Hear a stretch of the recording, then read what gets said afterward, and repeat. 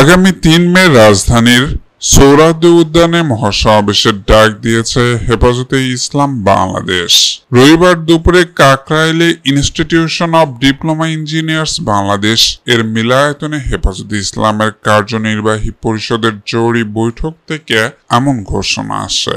পরে এক প্রেস ব্রিফিংয়ে মহাসমাবেশের কথা জানান দলটির মহাসচিব মাওলানা সাজিদুর রহমান।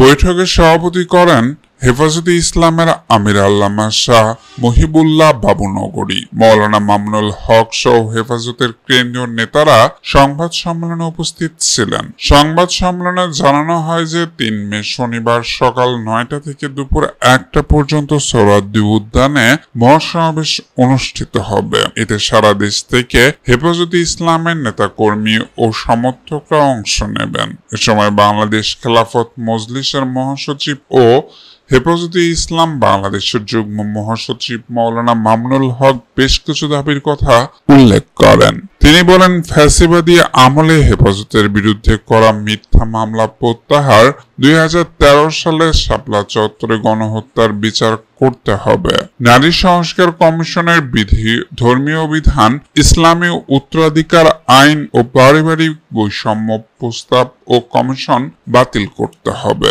তা না হলে ৩ মে পরবর্তী কর্মসূচি ঘোষণা করা হবে।